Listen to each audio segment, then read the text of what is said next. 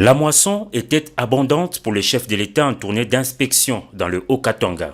Ce mercredi 4 octobre 2023, dernière étape de son séjour dans cette province, le président de la République a présidé à Lubumbashi la cérémonie d'inauguration de l'usine d'hydrométallurgique de la Société congolaise de traitement du terril Estelle.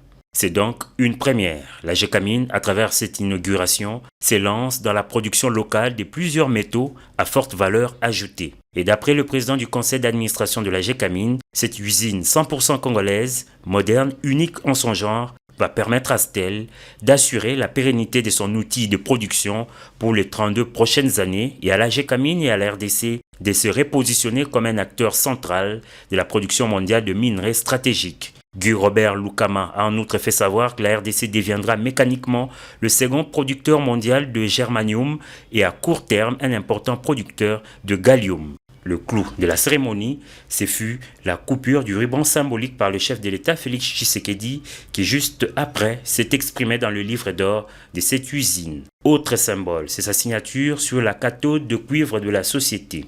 Conduit par le comité de gestion de la Stèle, le président Tshisekedi a visité tout le compartiment de cette usine.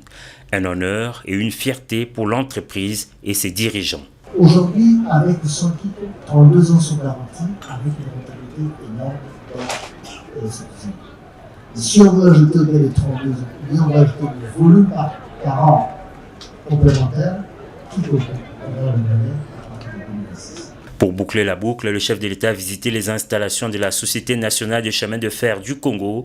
Félix Tshisekedi a inauguré un nouveau train de la SNCC, une acquisition qui va renforcer la liaison ferroviaire et faire vivre les villes et certaines localités des provinces du Grand Katanga et du Grand Kasaï.